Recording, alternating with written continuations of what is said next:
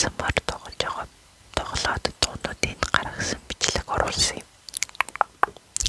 Тэгээд тэрийг оруулчаад тэгээд сүүлийн үед еврога сувг руугаа орох болохоор сувг руугаа ороод тэгээ юу ансан сайхан гэд комментод уншижсэн чи хөргөн 2-3 өнөөс ингээд айгуу гурд нойр хүрээд унтсан байна. Нойр үрсгсэн.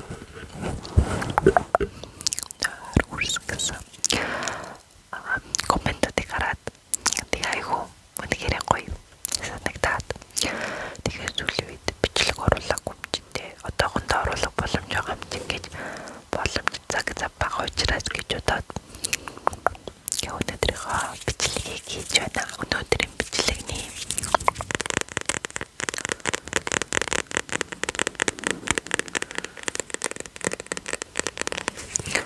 Өнөөдрийн бичлэгний санаа маань болохоор энэ хөргөн орон орны туг талбайнуудаас маань үүдэн орж ирсэн. Тэгээд яг ямар дараалалд би энэ тугнуудаа үлдээснээ ол сайн санахгүй байна. Тийм учраас одоо ингээд зүгээр суулж гаргаж ирээд тэр үнсийнхаа талаар жоо ярингаа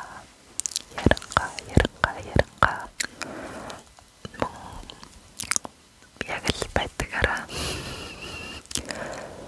нандорголтой баримтуудаа үргэе гэж бодлоо. Тэгээд ингээд бичлэгэндээ олцгоё. Сая харсанчлан хамгийн дээр нь Швейцар улс манд байж байсан.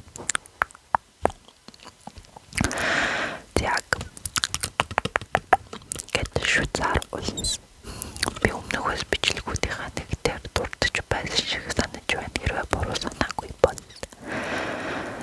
Швейцар улс ер нь бол албан ёсоор нийслэлгүй гэж явдаг. Тэгтээ яг де факто буюу нийслэл Bern буюу Bern гэж явдаг. Яг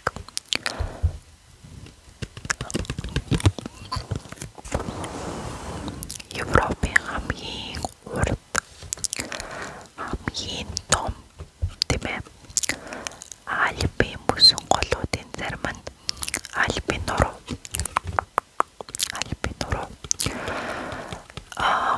Швейцарт байрладаг бөгөөд яг өөрийн улсын маань Швейцар улсын маань газарнуудын 60%-ийг Альпийн нуруунууд эзэлдэг.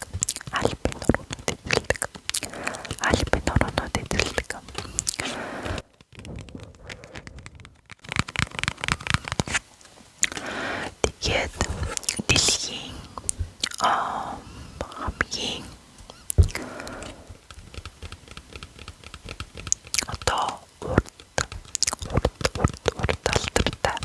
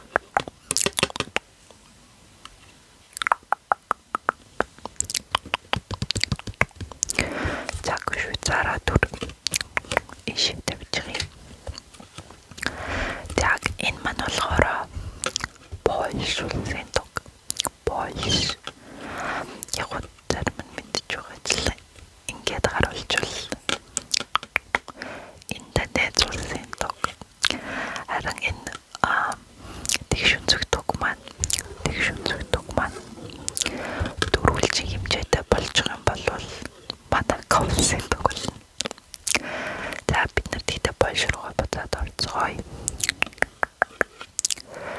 Яг бидний сайн мэддэг дэлгүүрүүдээр зараад байдаг Польш алим.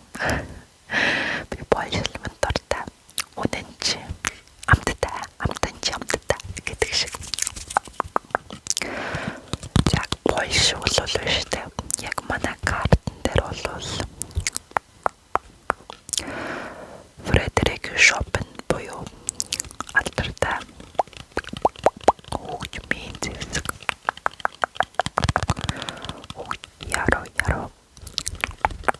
Яруу төгөл дургуурын хөгжмийн аялгуунуудыг ер нь бол классик хөгжим уран бүтээлийн хөгжмийн аялгуу сонирхдаг хүмүүс бол мэдээгүй юм байхгүй зэ. Өөр нэг сонирхолтой баримт гэвэл миний дуртай хамгийн дуртай баримтуудын нэг физик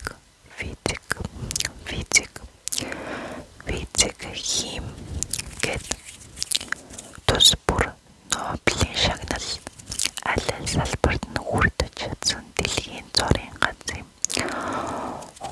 Хоёр маш том тамамгалзын шинжлэх ухааны хоёр салбарт Нобелийн шагнал хүрдсэн Marie Curie болох эрдэмтэн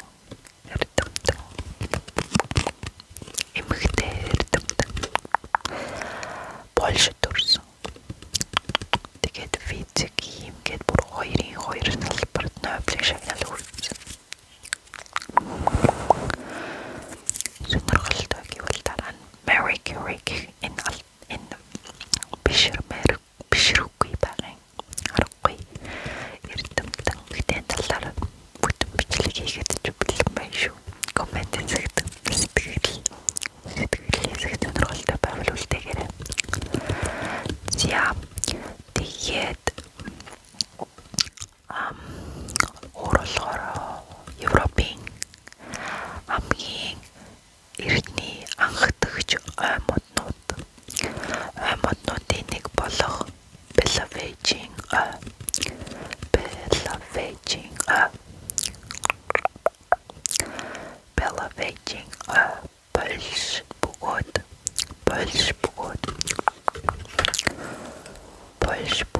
Польш тэгээд нараа Польш бөгөөд Беларусын хил дээр оршдог. Энэ хамт оршдог гэсэн үг. Польш Беларусын хил дээр оршдог. Тэгээд тэнд ховордсон Европын бизон гэдэг амьтан байгалийн орчинд амьдардаг.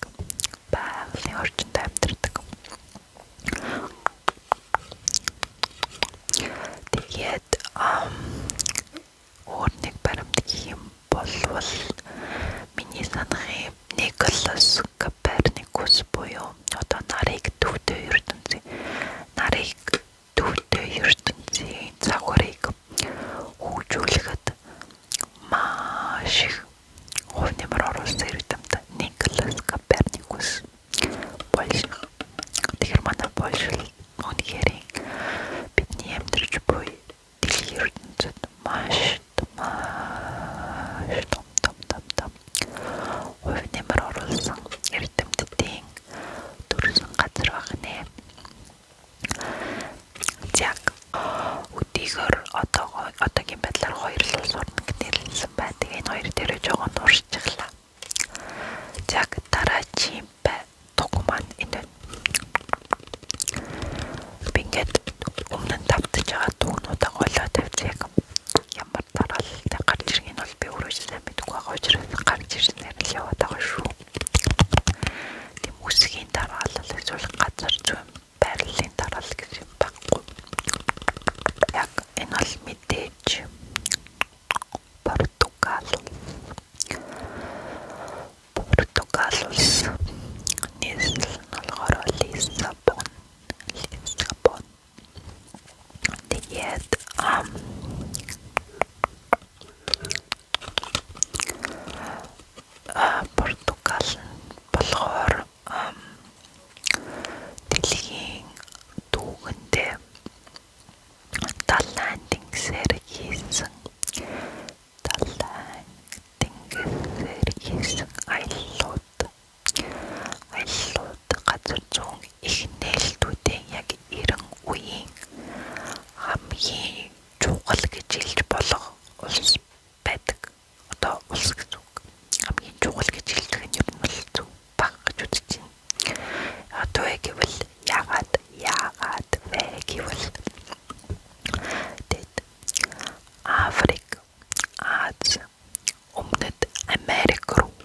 3 төв рүү далайгаар хүрсэн хамгийн анхны европчуудын нэг. Тэгээд өөр нэг маш сонирхолтой миний хувьд үзэж байгаа баримт бол одоо нийслэл улс нь Лиссабон биш дээ. Европын хамгийн эртний нийслэл хотуудын нэг бөгөөд зөө. Бүр Ромын үеэс өмнө суурьшилтай байсан түүхтэй. Португал. Тэгээд лаван цэцгээр алдартай. Миний картан дээр бол лаван цэцэг байна. Лаван. Тарс байна. Гольф. Тэгээд энэ Бэлэг биш уучлаарай. Бэлэм замхаг гинэ. Тэний бол энэний талаар сайн мэдгүй юм байна.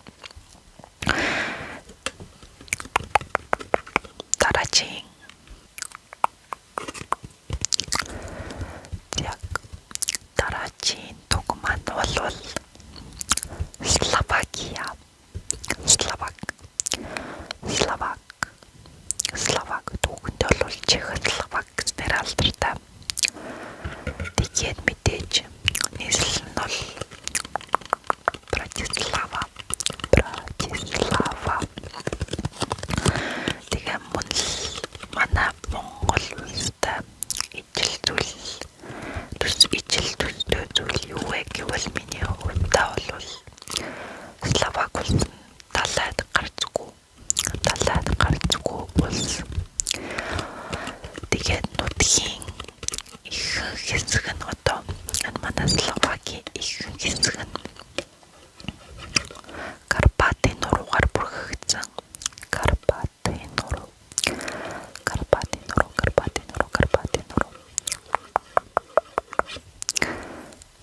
Тэгээд Словакд биштэй. Маш олон замхаг зайд байдаг.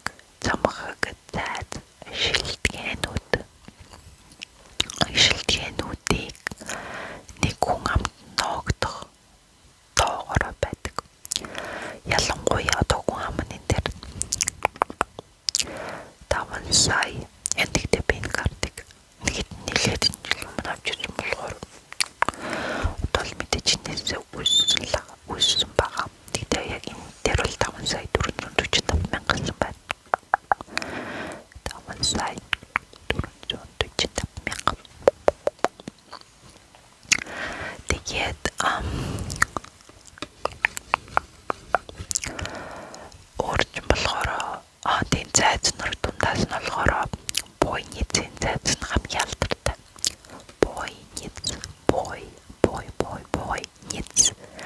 Бойницын зайц нь хамгийн алдартай. Тэгээд Братислава нийслэл нь болохоор энэ одоо энд манай Словак ингээ бүтнээр харин нийслэл энд байна. Тэгээ Австри, Унгар хоёртой маш нийслэл ингээд ойрхон байгаа зү. Баримжаалж ингэж харсан ч гэсэн маш ойрхон. Тийм учраас ингээ ганцхан өдрийн дотор 3 улсын хооронд ингээд шууд 3 улсаар нэг өдрийн дотор явна гэж боддоо машинтай гаштай. Зүгээр гал гэдэг шиг гал. Тэгээд тийм гоё газар онцлогтой.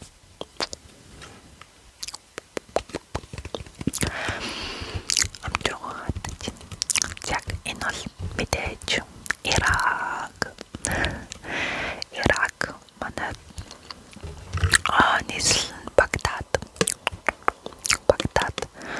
Тэгээд нийслэлийн талаар юм гэх юм бол яг ингээд дундад зууны үед бүр дэлхийн шинжлэх ухаан, математик, анагаах ухаан, тэгээд ухааны Миний ер нь бол хамгийн чухал төвүүдийн нэг нь Багдадад байрлаж байсан. Багдадад байсан. Яагаад вэ гэвэл Ирак нь биш үү? Өндөрлөгний хамгийн эрдний бүр эрдний грекээс эрдгий юм одоо. Эрдний бүр соёл иргэншлийн нэг болох Месопотамийн төв хэсэгт байрладаг. Тийм ч учраас манай Месопотамийн төв хэсэгт бидний мэдгчлэн Шумер, Акад зэрэг эртний улсууд үүссэн гарал үүсэлтэй.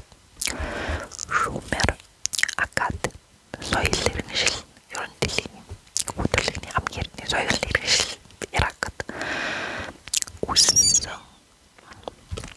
Тэгээд тэгэнгүүтээ урьдчилан болохоор мэдээж хамгийн эртний соёл иргэншил хамгийн эртний одоо Багдадад болохоор математик, мац, шинжлэх ухаан, анагаах ухааны чухал төвүүдийн нэг байсан учраас үүнээс бид нэр одоо дэлхийн хамгийн анхны бичгийн системүүд ч юм уу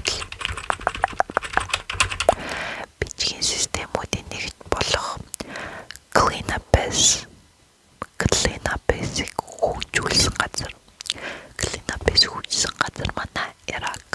Манай зүгээр манай гэж би зүгээр бүх юм манай гэж ярьдаг болохоор нэг just don't mind. Яг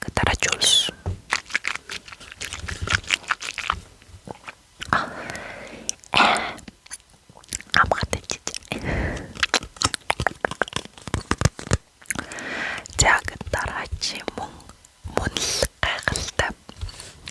Мөн үүдээс бид нарыг гайхшруулахаас хол явахгүй улс гэхүүд. Мөн л бидний гайхшруулж чадах улсуудын нэг бол Хайри буюу Гайти.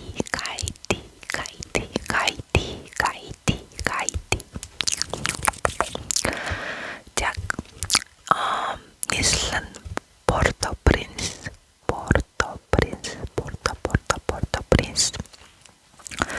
Тэгээд саяхан нөгөө нэг одоо хамгийн зүйлийн үеийн жишээнүүдээс гэвэл манай дэлхийн нөгөө нэг уламжлал хувцснуудын үзэгсэлэн дээр манай Монгол аягүй тэргүүлээд маш олон хүмүүсийн хайр сонирхлыг хүртээд яваад байсан шүү дээ. Нэг дээл аягүй гоё тийм чамн цагаан өнгөн төр байсан дээл.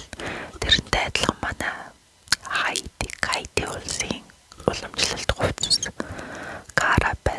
Гуарабера чумаалт гаргүй бас аягүй олон хүмүүсийн хайр сонирхлыг хүртэж явж байсан. Яг тэгээд 1804 онд Францаас тусгаар тогтносон. Тэгээд дэлхийн түвшинд ер нь бол хамгийн амжилттай боолын бослогоор байгуулагдсан тусгаар улс. Америкаас тутааргүй байх нь шүү дээ. Тэгээд яг мэдээж зүгээр. Тэм жок ялгаа шүү. Зүгээр ингээд мэдээж маш том ялгаа байгаа л та. Ялгаанууд байгаа би зүгээр. 1804 онд тусгаар тогтносон. Тэгээд албан ёсны хоёр хил байдгаас нэг нь мэдээж Франц улсаас тусгаар тогтносон болохоор хоёрт нь гэвэл өөрсдийнх нь Францыг Африк хэлтэй холсон тийм креол хэл байдаг. Гайди креол гэсэн тийм нэг холмог ардын хэл өөрсдийнх нь хэл. Тэгээд манай Гайди чөөр болохоор юм Кишүү самбар миний идэх дуртай Кишүү самбарны орн төрсөн нутаг. Тэгээд талайн нэрмжээр алдартай. Бид нэр ягаад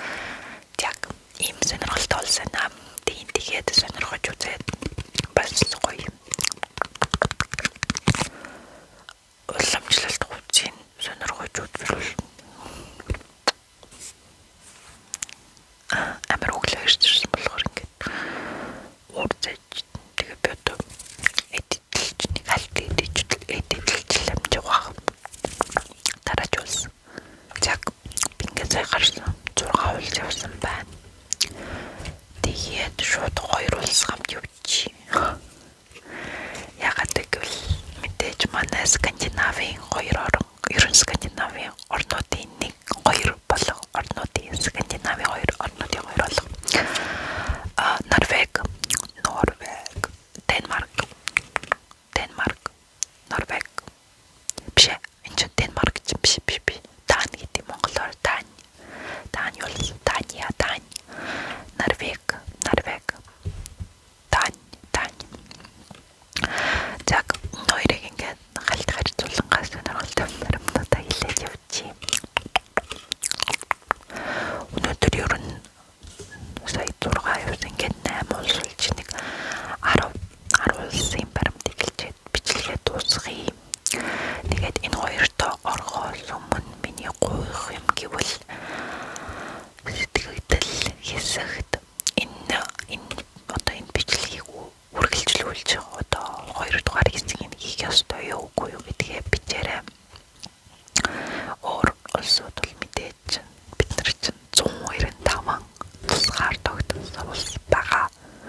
Тэгээд энэ дундаас мэдээж дөнгөж 10-ын яг тусгаар тогтсон шүү. Тусгаар тогтноог улсуудыг яг бүрэн де факто байгаа улсуудыг хүртэл оруулах юм бол тэгэл парт 1, парт 2, парт 3, парт 4, парт 5 гэх ер нь гоё юм шиг те бичлэгний санаач ундрахаар байна л та. Тийм учраас сэтгэгдэл хэсэг заавал үргэлжлүүлж одоо өөр дараагийн 10 ч юм уу 15 20 улс гэж явахаар байна уу юу гэдгээ бичиж үлдээвэл би чинь сэтгэлээсээ талархах болно шүү. Нэг юм анзаар энэ одоо Норвегийн маань энэ жоохон буруу үсгэлж тэр виусгийн оронд W үсэг байх хэрэгтэй. Тэгээд бид нар Монгол чухал учраас шууд монголоор явъя. За Норвеги болохоор ер нь бол энэ хоёр орн маань хоёлаа Скандинав, хойд Европод байдаг Нордик орнууд. Тэгээд Норвеги бол нийслэл Осло, тэгээд Дани улсын нийслэл Денмарк, Дани улсын нийслэл маань болохоор Копенгаген. Тэгээд хоёлаа ер нь бол ардчлал парламентын засаглалтай. Тэгээд парламентын ардчлалтай. Тэгэнгүүтээ хамгийн өндөр хөгжилтэй улс орнуудад тооцогддог. Мөн Аз жаргалын индексээр нэгт байдаг чинь Финлянд. Тэгээд Финлянд байгаа. Тэгээд Финлянд нэгт байсан зүйлд гаргаад. Тамирч Норвеги Дани хоёрын маань Аз жаргалын индекс дэлхийд бас тэргүүлдэг орнууд. Тэгээд өөрчн болохоор ер нь бол бац Аз жаргалын индексээс гадна эрүүл мэнд боловсрол гэдэг бидний хүний эргийн одоо зөв буюу энэ эрүүл мэнд боловсрол гэх зүйлсүүд нь бас маш өндөр, маш сайн чанартай бас тэргүүлдэг хэсэгт байдаг. Тэгээд Норвеги улс болохоор цахилгааны ихэнх нь болохоор яг улсны цахилгаан станцаас гардаг. Цахилгааны хэрэглээний бараг 90% нь ер нь бол бараг цагаар 90%. Тэгээд 90% дэвшиж болно. Тэгээд нөгөө нэг юм хойд туйлын туяа байдаг шүү дээ. Бидний сайн мэдгчлэн маш үзэсгэлэнтэй. Зинхэр хөөх ногоон гэх мэтчлэнээр гоё ингээд уян гарцсан тийм Аврора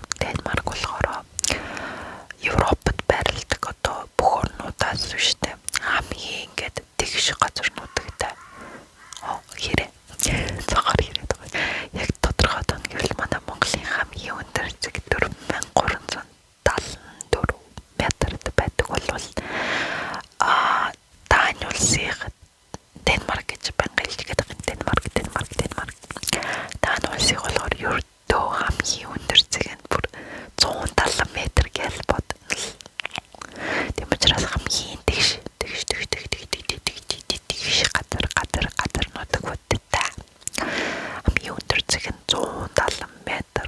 Манай Монголын 4700 та ингээд зүгээр л бараг цагаар ажиллаар. Тэгээд үнэхээр сонирхолтой баримт заяа. Миний бас дуртай баримтууд нэг гэвэл бид нарын бараг мэдгүй гэж байхгүй. Лего. Би жоомогтой айгүй легогоор Lego Friends цуглуулад байшин барьдаг байсан. Тэгээд легоны манай лего тоглоомны их орон даануулсараас гаралтай. Тэгээ яг лего гэдэг үг маань болохоор өөрөө яг дааны үг. Одоо дааны хэл дээр легод би дааны хэл мэдгүй. Тэм учраас pronunciation буюу миний аялал бол зүбиш легод би ямар ч байсан. Сайн тоглол гэсэн утгатай. Лего гэдэг маань сайн тоглоорой гэсэн утгатай байдаг. За ингээд 8 улс үлсчлээ. 8 улсын талаар ярьчихлаа. Тэгээд ихээс 2 улс явчих. Яг. Тарара. Бэрэн жоохон сүүлийн 2 минут. Биш сүүлийн 2. Улсаа жоохон бичлэгийг дуусгах 2 улс учраас сонирхолтой байлгыг гээд газ бидний бүгд тэнгийн мэдэж байгаа 2 улсаа газ суглаад хадуулаад жоохон болгоод хадуулаад гаргаад ирлээ. Яг мэдээж манай бидний их орон бидний зүгээр л маш гартай харилдаг Монгол улс буюу нийслэл Улаанбаатар Ухаамын тоо 3 сая одоогийн байдлаар 3 сая 500 бараг хүрчмэс байгаа тийм. Хүрчмэс. За коммент дээр буруулсараа. Тэгээд гой баримт гэвэл Монголын говийн зүлд би хүн болгоны мэддэг манай говийн зүлд маань өвлийн улиралд бүр гасах 40 градус хүрч хүдэрдэг. Ер нь бол ягаад энийг хэлж байна вэ гэвэл бид нэр хөвчлэн зүл гэхээр л ингээд элстэй галуу нартай одоо кактус ургамлаас өөр ургамал байдаггүй. Үнэхээр галуу гэж бодоод төсөөлөгдөөд тэгээд зүгээр л ингээд чигэнд чигсэн сонор дүүргэд галуу юмтай л зүрлэгтэй сурчихсан. Харин манай хүйтэн зүл бол манай говьд байдаг хүйтэн зүл. Тэгээ миний өөр дуртай баримтуудын нэг гэвэл одоо манай Монголын биштэй зарим хөдөөнүүдэгт гэрлийн бохирдол агаар юм биш шүү. Гэрлийн бохирдол бараг байхгүй зөө. Ер нь бол яг байхгүй гэж хэлж болохгүй л да. Ер нь бараг байхгүй учраас сүүн замын нүцгэннүүдээр маш тодор харж болдог. Зүгээр л сүүн зам ингээл зүгээр л ингээ янз бүрийн телескоп энэ ашиглахгүйгээр зүгээр л янз бүрийн дурман ашиглахгүйгээр нүцгэннүүдээр харагддаг гэж бод сүүн зам. Тэгээд орчин болохоор өөрөө гоё сонирхолтой тийм ээ. Сонирхолтой гэвэл биолог Монголын хүн амын одоо генетикийн судалгаагаар тэгээд зарим бүсэд дэлхийн хамгийн өндөр Y chromosome diversity буюу түүхнүүдлийн улмаас генетик маш олон янзын байдалтай байдаг. Түүхэн нүүдлийн улмаас бид чинь нүүдэлж хардаг юм. Тэгээд түүнийг харуулвал ингээд маш олон генетикийн олон янзын байдалтай гэж зарим Ухаамын генетикийн судалгаагаар тэгэж зарим бүсэд тэгэж явд юм байлээ. Яг Америк тэгээд нөгөө нэг юуны бүрэгдийн аваад ингээд эдитлээд оролцож модлаа тэгтээ never mind. The United States of America бүрэгдийн